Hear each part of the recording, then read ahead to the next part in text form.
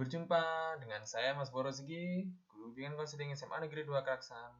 Semoga selalu semangat dalam mengikuti sajian channel saya berikut ini.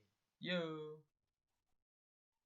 Oke, Assalamualaikum warahmatullahi wabarakatuh. Kembali bertemu dengan saya Mas Borosigi di channel Guru BK SMA Negeri 2 Keraksaan.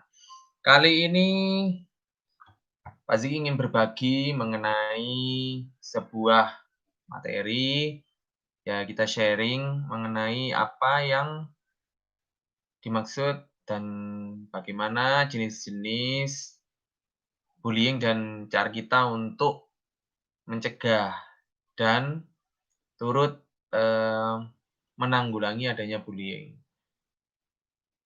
Jadi nanti akan saya jelaskan mengenai beberapa hal, mengenai apa itu bullying, jenis-jenis bullying itu apa saja yang umum biasanya diketahui, dan yang berikutnya adalah bagaimana cara menanggulangi, cara mencegah sebuah fenomena adanya bullying.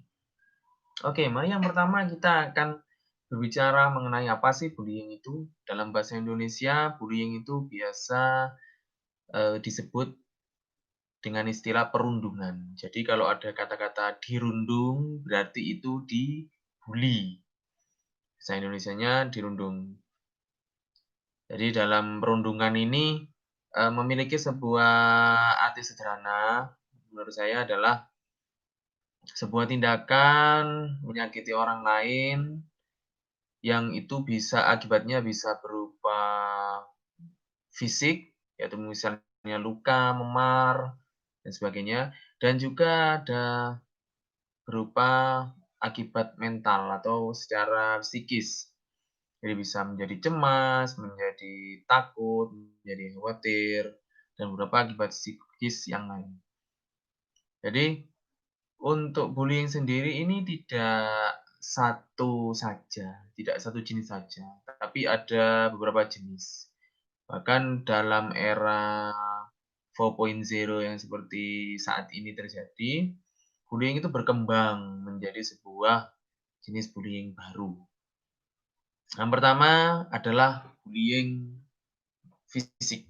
Jadi bullying fisik itu, lebih kepada bagaimana sebuah tindakan yang dilakukan oleh seseorang untuk menyakiti orang lain secara fisik. Misalnya seperti tiba-tiba memukul dari belakang, kemudian tiba-tiba itu didorong dari belakang atau dari depan, atau bisa tiba-tiba dengan main ngeroyok, kemudian, eee, beberapa atau bahkan ada salah satu yang menampar atau misalnya langsung menjiwit atau bisa langsung memukul. Jadi akibatnya adalah akibat fisik. Jadi bisa terlihat ada luka mungkin di kakinya atau luka di beberapa anggota tubuh yang lain. Jadi itu yang dinamakan bullying fisik.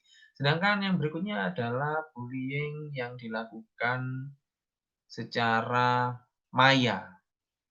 Jadi bullying itu dilakukan melalui media sosial, biasanya yang sering terjadi seperti itu. Jadi bullying itu dilakukan bisa lewat chat Facebook, bisa lewat DM Instagram, atau bahkan bisa lewat chat di WA. Untuk chat WA ini memang biasanya sering terjadi, entah itu di grup WA kelas misalnya kalau untuk di sekolah, dan juga bisa terjadi pada chat pribadi. Jadi melalui WA pribadi masing-masing, si pelaku bullying ini mengirimkan mungkin kata-kata yang menghujat atau kata-kata yang sinis atau kata-kata yang merendahkan martabat dari korban bullying ini. Sehingga si korban merasa tertekan, merasa stres, dan akhirnya berakibat pula pada bullying dinamakan bullying mental, bullying secara nonverbal. Nah, bullying secara nonverbal, artinya dikatakan atau disampaikan melalui media medsos, melalui media internet. Jadi itu sebuah, fenomena bullying, jenis bullying baru yang sering terjadi pada, eee, fenomena adanya bullying di sekolah terutamanya dan di masyarakat pada umumnya. Kemudian berikutnya adalah bagaimana sih kita menanggulangi, bagaimana kita mencegah terjadinya bullying ini. Sebagai orang yang mungkin kita tidak mengalami bullying itu, kita bisa menjadi yang pertama menjadi pendengar yang baik. Jadi bagaimana kita itu, berusaha memahami, berusaha mendengarkan apa yang menjadi kesulitan, apa yang menjadi rasa sakit dari si korban bullying ini kita mendengarkan, kemudian kita juga memberikan penguatan. Jadi kita menunjukkan empati kita kepada korban bullying ini bahwa dia tidak sendirian, bahwa ada orang lain yang itu, menguatkan dia, yang itu memahami apa yang dia rasakan. Kemudian yang kedua kita juga harus berkoordinasi, jika itu di sekolah kita berkoordinasi dengan bapak ibu guru, berkoordinasi dengan ya nantinya misalnya ada lembaga pemulihan psikis, bisa dengan lembaga pemulihan psikis itu bisa juga bekerja sama dengan guru BK-nya juga. Sebagai guru BK juga kita bisa minta bantuan eksternal misalnya kita dalam melakukan healing terapi itu tidak, ya perlu maksimal untuk misal dengan sendiri merasa belum bisa maksimal, bisa juga dengan, melibatkan praktisi lain, seperti praktisi psikologi, psikolog, maupun praktisi lembaga pemulihan anak misalnya, lembaga pemulihan psikis anak misalnya, bisa saja dilakukan, yaitu dengan layanan referral dan juga bisa dengan layanan kolaborasi. Jadi seperti itu. Kemudian berikutnya kita juga ingat jika pelakunya itu anak-anak, jika pelaku bullying itu anak-anak, kita juga harus memberikan pemahaman, juga harus memberikan, semacam pendekatan kepada mereka bahwa apa yang dilakukan para pelaku ini itu bukan sebuah tindakan yang positif. Artinya tindakan itu dapat menyakiti orang lain, jadi dapat menyakiti temannya, dapat menyakiti orang-orang di sekitarnya, dan kita juga harus mengetahui apa sih yang membuat dia itu tega melakukan bullying kepada temannya.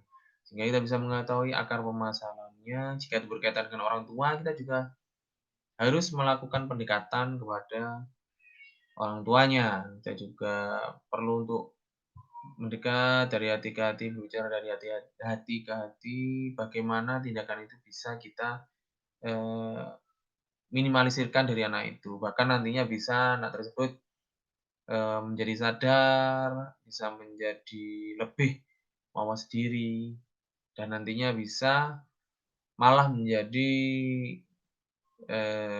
ini, benar bisa menjadi semacam penguat bagi korban-korban yang pernah dia bully.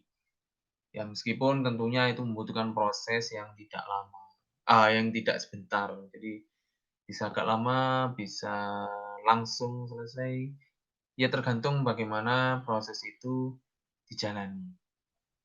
Demikian dari saya,